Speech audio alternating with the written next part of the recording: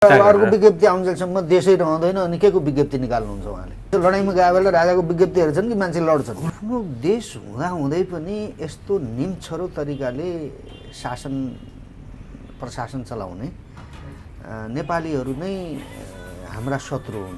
विदेशीहरू भनेपछि शरीरमै मुद्न थाले यिनीहरूले। यो दलाल हिन्दुस्तानी दलालहरूको सरकार हो यो देश रहेन। अब यो भारतले अथवा अरू पश्चिमा राष्ट्रहरूले जे चाहन्छन् त्यो गर्ने होइन। हाम्रो त अब के हात रहने भयो त भने हाम्रो त केही पनि हात रहने भएन नि। भारतीयहरूले जे चाहन्छन् त्यही हुने भयो। विदेशीहरूको पैसा खाएपछि, विदेशीहरूको नुन खाएपछि अनि यस्तै दुई खुट्टा टेकेर कपडा लगाएर के गर्ने हैन? देश घाँडो भयो नि त नेपाललाई। अब हुने परिवर्तन पनि त्यो भारतीयहरूकै डिजाइनमा हुन्छ। विदेशीका दलाल भन्यो नि त हामीले। भोलि राजा ल्यायो भने पनि त विदेशीले ल्याएको राजा मान्दैन भन्छ जनताले। इन्डियनले भनाउने त्यही हो नि। राजा हुनेलाई हामीले काँधा बोकेर राजा भइदेऊ भन्ने युग हो यो। पृथ्वीनारायण शाहलाई कसरी बोकेर राजा बनाएको हो? यो राष्ट्रलाई बचाउने हो भने चाहिँ हामीले हाम्रा विवेकमा हामी अगाडि बढ्नुपर्छ। त्यो कुरा राजाले पनि स्पष्ट ढङ्गले भन्नुपर्छ। दूतावासहरूले राजनीति गर्ने अनि नेपालीले चाहिँ मुख दर्शक भएर लाटोले केरा हेरे जस्तो हेरेर बस्नुपर्ने स्थितिको अन्त्य गर्नुपर्ने होला। 82% हिन्दू छैनन्। मन्दिर छन् यहाँ कोही पनि हिन्दू छैन।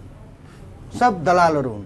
विदेशीका पैसा खाने अनि लामो टुप्पी पालेर मनपरी गर्न पाउनुपर्छ भन्ने हिन्दूहरू हुन्। दर्शकबिन्दहरू, यति बेला हामीसँग कुराकानी गर्नको लागि राजनीतिक विश्लेषक अनिल योगीजी हुनुहुन्छ। आज हामी विशेष गरी राष्ट्रसंस्था र हिन्दू धर्म सम्बन्धी पछिल्लो विकसित घटनाक्रममा केन्द्रित रहेर कुराकानी गर्नेछौँ। स्वागत छ यहाँलाई। धन्यवाद। अहिले जुन पछिल्लो समय यो जनगणना को तथ्याङ्क बाहिर आएको छ, लिपुलेख लिम्पियाद्वारा कालापानीमा चाहिँ 600 जनसङ्ख्या रहेको भनेर जुन तथ्याङ्क विभागले जुन डाटा सार्वजनिक गरेको छ, केही दिन अगाडि मात्रै भारतीय प्रधानमन्त्री नरेन्द्र मोदीले लिपुलेख लिम्पियाद्वारामा सडक बन्द गरेको भन्ने अभिव्यक्ति दिइसकेपछि यहाँका राजनीतिक दलहरूले थाहा पाएका थिए। राजनीतिक दलहरूले र सरकारले पनि जुन वक्तव्य निकाल्यो र त्यसको विरोध गरिरहँदाखेरि कूटनीतिक तर्फबाट यो विषय समाधान हुने भनिरहँदाखेरि भारतले एकरो जुन हेपा र बल्मिचाइ जुन गरिरहेको छ। तर यहाँ राष्ट्रसंस्था र हिन्दू राष्ट्र पुनर्स्थापनाको लागि हुने आन्दोलनमा सहभागीहरू चाहिँ विशेष त राष्ट्रसंस्था पक्षधरहरू चाहिँ मोदीले नै नेपालमा चाहिँ यो हिन्दू राष्ट्र पनि फर्काइदिन्छन्, राष्ट्रसंस्था पनि फर्काइदिन्छन् भन्ने जुन आशा गरेर बसिरहेका छन्, त्यो बानी जुन बोलिरहेका छन्, मोदीकै कारण चाहिँ नेपालमा हिन्दू राष्ट्र र राष्ट्रसंस्था फर्किन्छ। भारतीय जनता पार्टीले त्यो किसिमको चाहिँ सद्भाव राख्छ र त्यो अनुसारको क्रियाकलाप गतिविधिहरू पनि भारतीय जनता पार्टीकै जुन इसारा अनुसार चाहिँ भइरहेको छ नेपालमा। त्यो किसिमको सेटिङ छ भन्नेहरू पनि छन्। के छ ठ्याक्कै भारतीय जुन प्रभावको विषयमा चाहिँ यहाँले कसरी बुझ्नु भएको छ? भारतीय जनता पार्टी मोदी यतिखेर के चाहन्छन् नेपालमा? अब तपाईँले दुई तिनवटा प्रश्न गर्नुभयो है। अब यसको सवालमा उत्तर दिनुभन्दा पनि पहिलो कुरा त कूटनीति चाहिँ भारतसँग नेपालको के को कूटनीति बाँकी छ र? व्यवस्था उसले परिवर्तन गरिदिने, पार्टी उसले निर्माण गरिदिने, पार्टीलाई पैसा उसले हालिदिने होइन। धर्मका कुरा भन्नुहोस्, राजनीतिका कुरा भन्नुहोस्, सबै भारतीयहरूले गरिदिने भएपछि भारतसँग हाम्रो के को कूटनीति छ र? अब त्यो त सकियो होइन।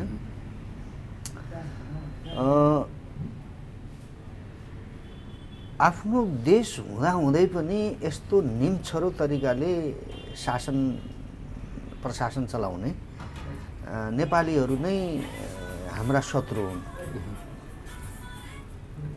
मैले देखे चाहिँ जो शासन सत्तामा छन् उनीहरूले मातृभूमिप्रति गरेको यो गद्दारी हो, मैले आफूले बुझ्दा चाहिँ। त्यसो भए उनीहरूले यो के गराउन चाहेको छ भारतीयहरूले र भारतीयको कुरा सुनेर यहाँ कसले के हुन चाहेको छ र के गर्न खोजेको छ त्यो त गरेपछि देखिएला होइन। तर नेपालीका बुताले चाहिँ यो राष्ट्रमा न राजनीति चल्दो रहेछ न धर्म चल्दो रहेछ भन्ने कुरा त लगभग त्यो सतहमा आयो नि त होइन। मैले त सधैँ भन्दै अरूले के भनेको नि म जान्दिनँ। अरूको बारेमा टिप्पणी गरेँ। मैले त भने हाम्रो आफ्ना विवेकले देश हाँक्ने प्रयास गरौँ न भने हो नि त। मैले त सेनालाई पनि त्यही भने हो, राजालाई भेटेर पनि त्यही भने हो, यो देशका विद्वान बुद्धिजीवीलाई पनि मैले त्यही भने हो। यो देशका विद्वान बुद्धिजीवी भन्नेहरूसँग मैले जति कसले सङ्गत गरेँ होला? मैले त मेरो आफ्नो अनुभव भन्दैछु म तपाईँलाई। त्यसो भएर हाम्रो आफ्ना विवेकले मुलुक हाँगौँ न कमसेकम। हामीले त देश पुर्खाले बनाइदिएको देश छ नि, यो कसैका विरुद्ध खडा गरिएको देश पनि होइन। हिन्दुस्तान अङ्ग्रेजको चाहिँ दासत्वमा हिन्दुस्तानीहरूले बस्दा पनि हामी कसैको दासत्वमा बस्न परेन। पुर्खाहरूले हामीलाई सुरक्षित र स्वाभिमानीपूर्वक बाँच्न सिकाए होइन। त्यसो भए उनीहरूले हामीले हाम्रो आफ्ना विवेकले देश हाँक्ने प्रयास गरौँ न भने हो नि त। मैले त त्यो कुरा कसैले पनि सुन्न चाहेन, सुनेर पनि नसुने जस्तो गर्यो, बुझ्न चाहेन होइन, हुती देखाउन सकेन। विदेशीहरू भनेपछि शरीरमै मुद्न थाले यिनीहरूले, जोसुकैले भन्नुहोस्। यहाँ कुनै एउटालाई मात्रै यसले त गरेन त्यसले गर्थ्यो कि भन्ने पनि त अब त रहेन नि त। राष्ट्रका चाहिँ सात सिमानाहरू मिचिएका छन्। हाम्रो राष्ट्रबाट चाहिँ हाम्रो भूगोलबाट भारतीयहरूले मोटरबाटो बनाइराखेको छ, हाकाहाकी। अब तपाईँले कूटनीति भन्नुहुन्छ कि भारतले हामीसँग कुनै कूटनीतिक चाहिँ सम्बन्ध राख्छ र भने अब त्यो कल्पनाभन्दा बाहिरको कुरा। तर सरकारले त त्यही भनिरहेको छ नि। यो नाटक, यो दलाल हिन्दुस्तानी दलालहरूको सरकार हो। यो हिन्दुस्तानी दलालहरूको सरकार हो। यो अहिले त पश्चिमाहरूको पनि भयो, अमेरिकनहरूको पनि भयो होइन। अहिले हिन्दुस्तानीको मात्रै छैन यो। यो चाहिँ तपाईँको सबै जसो चाहिँ यो देशको हित। प्रचण्डले जुन भन्नुभएको थियो कम्फर्टेबल सरकार, त्यसलाई नै दलालीको परिभाषा गर्नुभयो यहाँले। अब प्रचण्डलाई त कसले चाहिँ तपाईँको देशभक्त हो भन्छ र भने अहिले अब दिल्लीमा मुकाम खडा गरेर जनयुद्धको 10 वर्षको पिरियडमा 8 वर्ष दिल्लीमा बसेका मान्छेलाई उनले भनेका छन् नि कतिपय ठाउँमा हामी भारतका विरुद्धमा हामी जानै सक्दैनौँ भनेर। भारतका विरुद्धमा किन जानु पर्यो? आफ्नो देशका पक्षमा उभिन सक्ने नेता चाहियो हो नि त हामीलाई त। अब यस्ता खालका अब दलालहरू नै भन्छौँ हामी, अरूका देशमा बसेर आफ्नो देशमा आगो सल्काउने, आफ्नो देशको दाजुभाइलाई मार्ने, मराउने, यस्ता खालका अपराध गर्नेहरू नै शासन सत्तामा छन्। अनि के को कूटनीतिक सम्बन्ध चाहियो? प्रचण्डसँग चाहिँ भारतले कूटनीतिक सम्बन्ध राख्नुपर्छ? चुनाव हारेर पनि प्रधानमन्त्री हुने सँग त्यो देशका त्यस्तो देशका नेताहरूसँग के को कूटनीतिक सम्बन्ध भारतको? त्यसरी यो देश रहेन। अब यो भारतले अथवा अरू पश्चिमा राष्ट्रहरूले जे चाहन्छन् त्यो गर्ने। भारत र पश्चिमा राष्ट्र चाहिँ यतिखेर के चाहन्छन्? होइन, भारतीयहरू पश्चिमाहरूकै चाहिँ भारतीयहरूका काँधमा टेकेर पश्चिमाहरू आएका हुन्, अमेरिकनहरू पनि आएका हुन् होइन। तर हामी चाहन्थ्यौँ भारत र नेपालको बिचमा यो हदको सम्बन्ध नबिग्रिदिएको भए हुन्थ्यो। नेपालीहरू भारतीय शासक वर्गका विरुद्धमा चाहिँ नेपालीहरूले बोल्नु नपरे भए हुन्थ्यो, हामीले पनि बोल्नु नपरे भए हुन्थ्यो। एउटा छिमेकी राष्ट्र हो, किन चाहिँ हामीले अरूको राष्ट्रको मर्यादा, अरूको राष्ट्रलाई अपमान गर्ने भन्ने पनि हो नि। हामीले नगर्दा पनि हुन्थ्यो नि। अब तर के गर्ने, हामीलाई टिक्न बस्न दिइराखेका छैन, हामीलाई हाम्रा तरिकाले बाँच्न दिइराखेका छैन, बस्न दिइराखेका छैन देशभित्र। हामीले हाम्रो यो राष्ट्रको उत्थानका निमित्त हामीले सोच्न पनि सकिराखेका छैन। उसले जे भन्यो त्यो गर्नुपर्ने भएको छ। उसले जस्ता मान्छेलाई ल्याएर शासनमा राखिदियो तिनलाई मान्नुपर्ने भएको छ। उसले कहिले आन्दोलन गराइदिने, कहिले क्रान्ति गराइदिने, कहिले के गराइदिने, कति चित्त नबुझे चाहिँ विरोधीको रूपमा मारि नै दिने। अब यो 7 साल 46 सालतिर जुन सङ्केत गर्नुभयो यहाँले, अब जुन भारतले जुन किसिमले यहाँ आन्दोलन गराइदिने, सरकार फेरिदिने जुन किसिमको गतिविधि गर्छ भने चाहिँ अहिले पछिल्लो समय अब यो व्यवस्था ठिक छैन, गणतन्त्र ठिक छैन, हामी फेरि राज संस्था पुनर्स्थापना गर्छौँ, हिन्दू राज्य पुनर्स्थापना गर्छौँ भनिरहँदाखेरि यसमा पनि त भारतको हात हुन्छ होला? होइन, हाम्रो त अब के हात रहने भयो त भने हाम्रो त केही पनि हात रहने भएन नि। भारतीयहरूले जे चाहन्छन् त्यही हुने भयो। भारतीयहरूले जे चाहन्छन् त्यो नै परिवर्तन हो भनेर मान्नुपर्ने हो हामीले। त हाम्रै आफ्नै विवेकले केही गर्नका निम्ति त्यहाँ कोही पनि बस्या देखिन्न नि। सेनाको बारेमा पनि चाहिँ केही बुझ्न सकिँदैन, राष्ट्रवादी भन्नेहरू पनि एक ठाउँमा कोही पनि बस्या देखिँदैन, देशका विद्वान बुद्धिजीवी भन्नेहरू कोही एक ठाउँमा बसे। देश अप्ठ्यारोमा पऱ्यो, हामी के गरौँ अब, कसरी जाउँ? राजाले के गर्नुपर्ने, सेनाले के गर्नुपर्ने, विद्वान बुद्धिजीवीले के गर्नुपर्ने, पत्रकारले के गर्नुपर्ने होला नि त। आफूलाई के बुझेको आउँ, जान्ने सुन्ने मान्छे हौँ भन्नेहरू त तमाम छन् नि त्यो देशमा। त किन यिनीहरूले चाहिँ एक ठाउँमा बसेर सामूहिक विवेकका आधारमा मुलुक जोगाउने प्रयास गरौँ भनेर आजसम्म किन भनेनन् यिनीहरूले भन्नुहोस् त? त्यसबाट सबै भारतले गरिदिने भयो। विदेशीहरूको पैसा खाएपछि, विदेशीहरूको नुन खाएपछि अनि यस्तै दुई खुट्टा टेकेर कपडा लगाएर के गर्ने होइन? देश घाँडो भयो नि त नेपाललाई। यो देश त नेपालले घाँडो भइसक्यो अब। त्यसो भएर भारतीयहरूले अब जे चाह्यो त्यही हुन्छ, जे चाह्यो त्यही हुन्छ। अब हुने परिवर्तन पनि त्यो भारतीयहरूकै डिजाइनमा हुन्छ। अब भनेपछि राज संस्था पुनर्स्थापना हुन्छ भने त्यो भारतको डिजाइनमै हुँदैछ। अब खै आफै प्रयास गरे, कसैले केही नदेखिएपछि त अरूले ल्याइदेला र के छ त्यो डिजाइन? तपाईँले के बुझ्नु भएको छ त्यो ठ्याक्क बताइदिनुहोस् त जनतालाई। त्यही अब विदेशीका दलाल भन्यो नि त हामीले। भोलि राजा ल्यायो भने पनि त विदेशीले ल्याएको राजा मान्दैन भन्छ जनताले। इन्डियनले भनाउने त्यही हो नि। जसरी हुन्छ अस्थिरता सिर्जना गर्ने, जसरी हुन्छ अस्थिरता रहेछ। त्यही भएर मैले राजालाई, सेनालाई, विशेष गरी मैले भनेको राजालाई र सेनालाई भनेको मैले आफ्नै बुताले चाहिँ फर्किने, मुलुक बचाउने प्रयास गर है।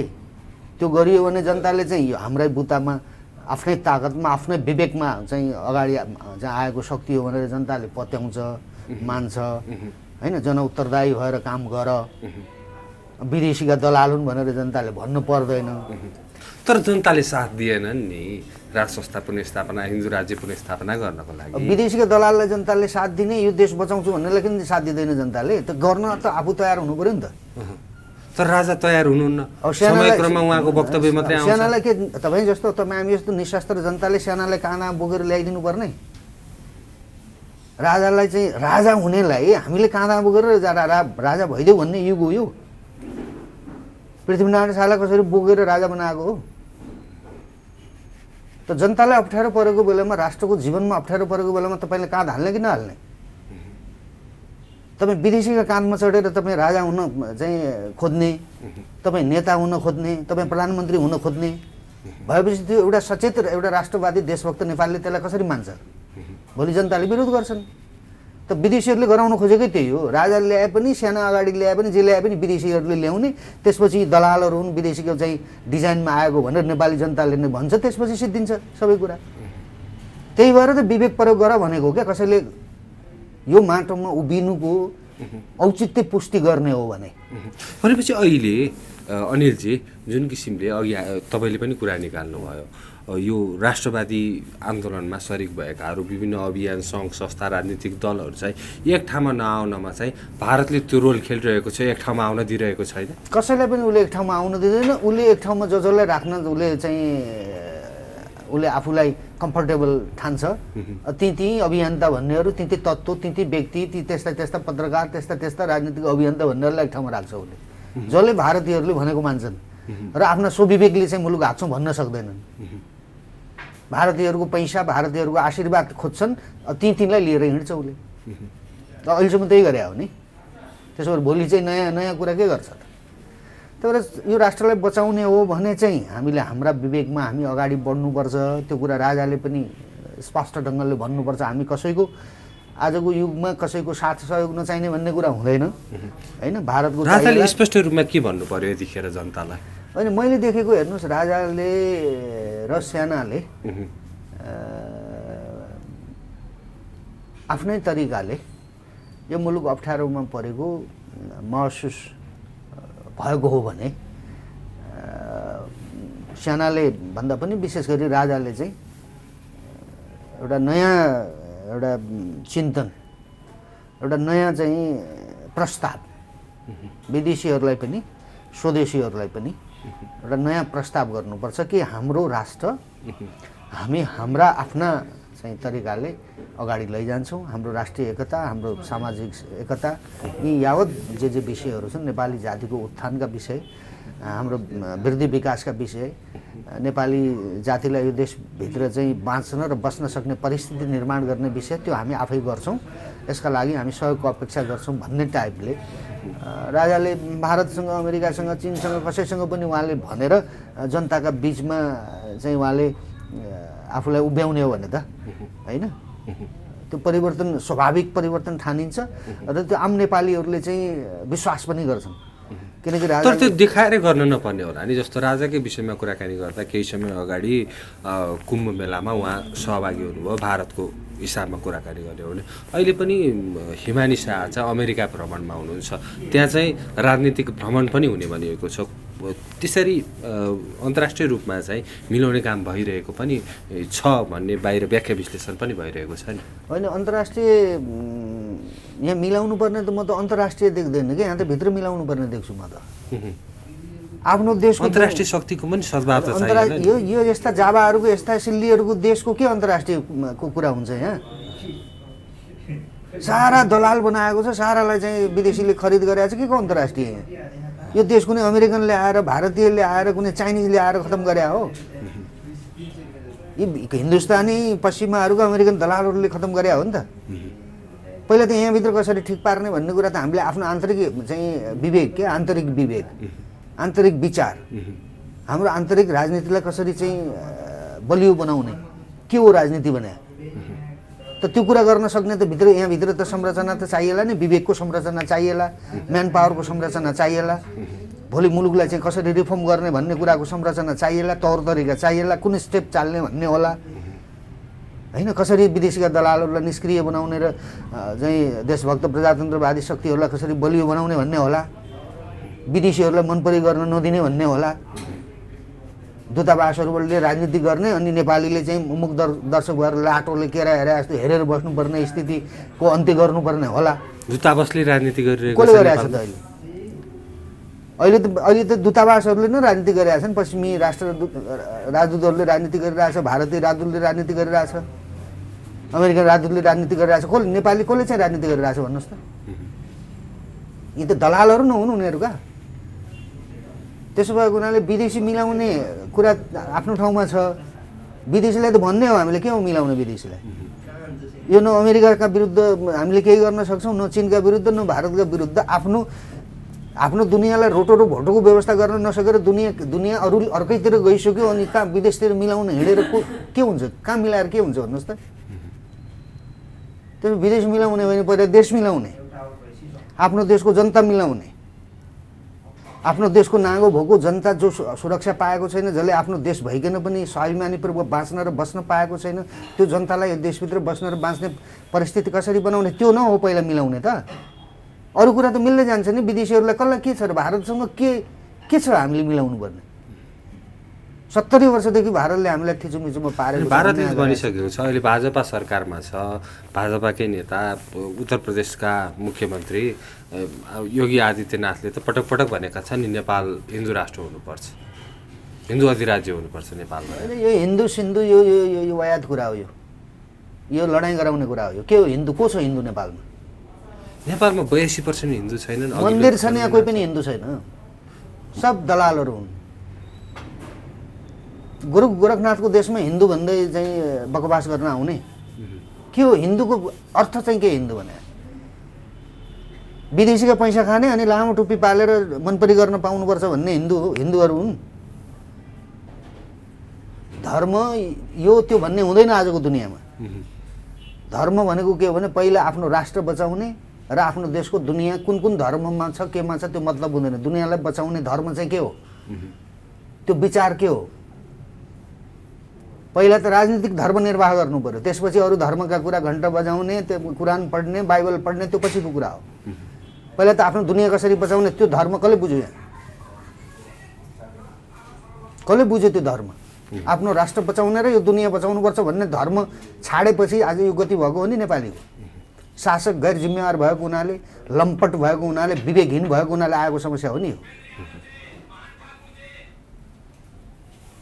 अब अहिले पछिल्लो समय यो राज संस्था पक्षधरहरूको जुन गतिविधि बढेको छ, राज परिवारका सदस्यहरूको पनि सक्रियताको कुरा जसरी अगाडि आइरहेको छ, यो बिचमा चाहिँ यही 5 दलीय गठबन्धनकै नेता चित्रबहादुर केसीले अब एमाले र राजावादी मिल्ने खतरा झनै बढेर गयो, त्यो किसिमको प्रतिगामी कदम अगाडि बढ्न सक्छ। अब यो 5 दलीय गठबन्धन चाहिँ पछिसम्म पनि निर्वाचनसम्म चाहिँ सँगसँगै अगाडि बढ्नुपर्छ भन्ने यो कुरा बारम्बार दोहोऱ्याइरहेका छन्। गणतन्त्रमाथि त्यो किसिमको खतरा भइसकेको अवस्था हो।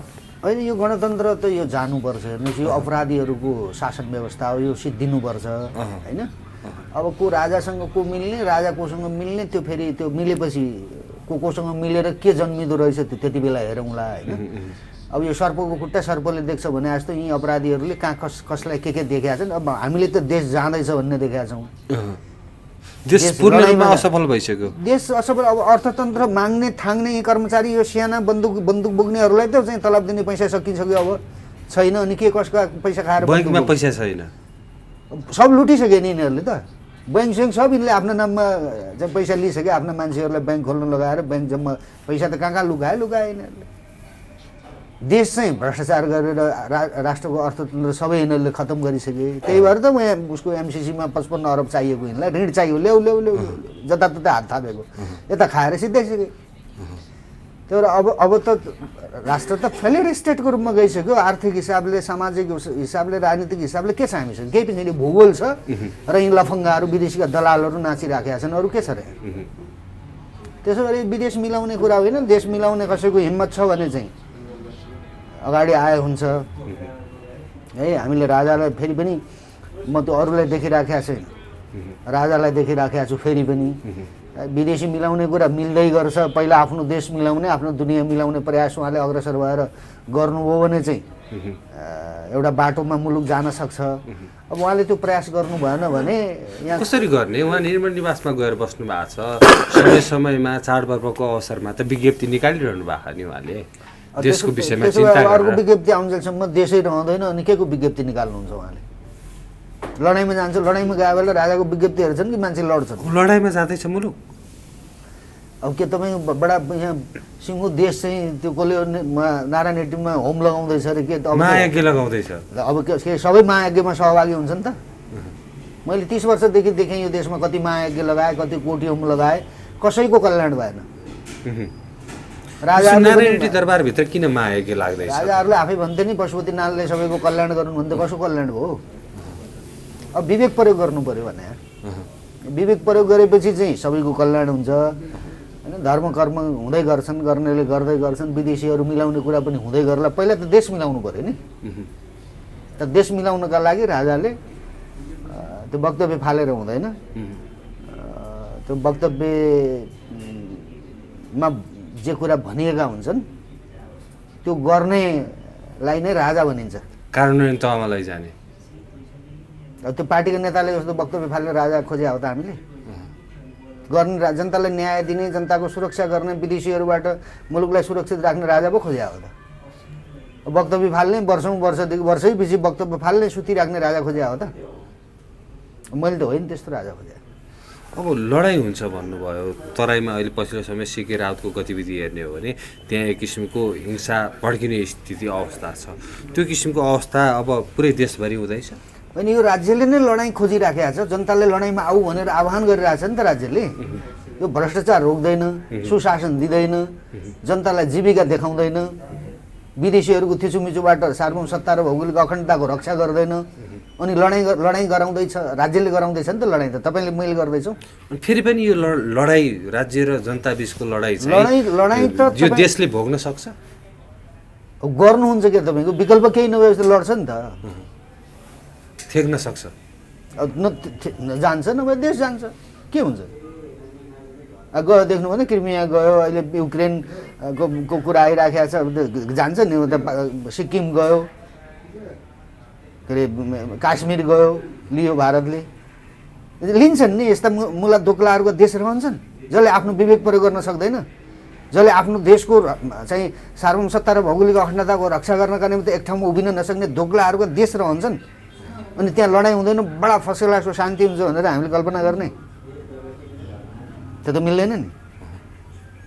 त्यसो भएर यो गर्नुपर्नेले पनि मुलुकप्रति अन्याय गरेको हुनाले, न्याय दिनुपर्नेले पनि जनताले न्याय दिन तयार नभएको हुनाले है आफ्नो देशको जनतालाई विदेशमा चाहिँ अर्काको देशमा चाहिँ गएर चाहिँ श्रम चाहिँ शोषण गराउनु पर्ने परिस्थिति निर्माण गरेको हुनाले, त्यसो भएको हुनाले कसैको पनि यहाँ बुद्धिले काम नगरेका कारण त्यो हो। किनकि त अधर्मीहरू रहेछन् नि, धर्मका कुरा गर्ने सबभन्दा बढी अधर्म यिनीहरूसँगै छ, यो देशका शासक प्रशासकहरूसँग। त्यो भएर यिनीहरूको सत्यानाश चाहिँ हुन्छ। मुलुकै मरिहाल्छ त म भन्दिनँ, कोही न कोही बहादुरले चाहिँ मुलुकलाई लिड गर्ला, जनतालाई लिएर जाला। तर त्योभन्दा अगाडि हामीले जसलाई देखिराखेका छौँ नि उनले गरिदेऊ भनेको, सेनाले गरिदिए हुन्थ्यो, राजाले गरिदिए हुन्थ्यो भनेको। किनकि राज संस्था र राजा र सेनाको त यो कसै विदेशी दलालहरूले चाहिँ केही पनि होइनन् भनेर केही अर्थ हुन्छ? यो राष्ट्र निर्माणमा त यो दुईवटा संस्थाको महत्त्वपूर्ण हात छ नि, भूमिका छ नि। त्यसो भएर यो दुईटाले विवेक प्रयोग गरेर मुलुक जोगाउने र नेपाली जातिलाई पनि सुरक्षित राख्ने प्रयास गर्यो भने त्यो सम्भव छ, अहिले पनि देख्छु म है। किनकि 50औं वर्षदेखि जनताले न्याय पाएको छैन। अदालतभित्रका चाहिँ त्यो फाइलहरूमा सबमा आगो लगाएर जेल सब खाली गरेर अपराधीहरूलाई खोरमा हाल्ने, निर्दोषहरूलाई जेलबाट बाहिर निकाल्ने अभियान थाल्दा बित्तिकै त न्याय निसाब चुस्त दुरुस्त ढङ्गले दिँदा बित्तिकै कसका घरमा खाना छैन, कसको रोजगारी छैन, कसले के पाएन, सबै कुरा गर्न थालेपछि त ठिकठाक हुन्छ नि त। हामीलाई अमेरिकाले किन चाहिँ दुःख दिन्छ, भारतले किन दिन्छ, चीनले किन दिन्छ, के मतलब हो र? यति सानो देश, जनसङ्ख्या हेर्नुहोस् त कति छ। भारतको एउटै प्रान्तमा 15 लाख, 20 लाख, 25 लाख, 30 लाख चाहिँ जनसङ्ख्या छ।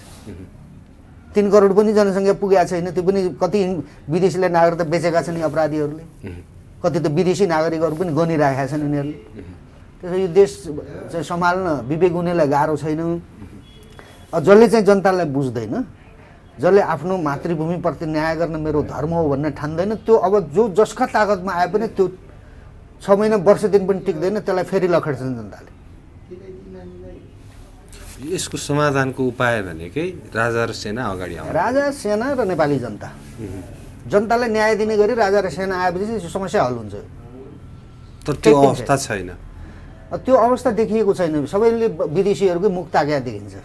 त यो खतरा हुन्छ उनीहरूको लागि, हाम्रो लागि त हामी त म त नागरिक हौँ, जनता हौँ, मलाई त कहीँ गएर पनि केही समस्या हुन्न। यो बिचमा जनताले गर्ने भनेर केही अभियानहरूले, केही राजनीतिक दलहरूले आन्दोलनको घोषणा गरेका छन्। जस्तो महाशिवरात्रिको दिनबाट चाहिँ एउटा आन्दोलन घोषणा गरेको छ एउटा पार्टीले। त्यस्ता आन्दोलनको अब कुनै अर्थ हुँदैन। कसैले 10-20 हजार, 50 हजार, 1-2 लाख युवाहरू जम्मा भएर विदेशीका दलालहरू, अपराधीहरूलाई या त यो राज्यले खतम गरोस् या त हामी खतम गर्छौँ भनेर हतियार बोकेर है भाला तरबार खुकुरी बोकेर देशद्रोहीहरूलाई, अपराधीहरूलाई केहीलाई काटिहाल्ने, बाँकीलाई अब काट्छौँ भनेर नाम लिस्ट सार्वजनिक गर्दा बित्तिकै त्यो आन्दोलन हुन्छ। त्यसपछि त्यो परिवर्तन पनि हुन्छ। अब नभए भाषण गर्ने, गोष्ठी गर्ने, छलफल गर्ने यस्ता काइते आन्दोलनले यहाँ केही पनि हुँदैन। राष्ट्रवादी आन्दोलन कस्तो अवस्थामा चाहिँ उठ्न सक्छ सशक्त रूपमा? राष्ट्रवादी आन्दोलन हेर्नुहोस्, राजा अगाडि नबढेको अवस्थामा राष्ट्रवादी आन्दोलन उठ्नै सक्दैन। त्यो राजाले नेतृत्व गरेपछि राष्ट्रवादी आन्दोलन उठ्छ होइन, राष्ट्रवाद जाग्छ। नभए दलालहरू नै बलिया हुन्छन्, राष्ट्रवादी आन्दोलन उठ्नै सक्दैन। देश असफल हुन्छ। देश त असफल भइसक्यो। अब विदेशी नआएको मात्रै त हो, भौतिक रूपमा विदेशीहरूको आगमन हुन बाँकी छ। यही तरिका रह्यो भने त्यो हुन्छ। अन्त्यमा के भन्न चाहनुहुन्छ? धेरै भनियो, योभन्दा बढी के भन्ने। धन्यवाद तपाईलाई।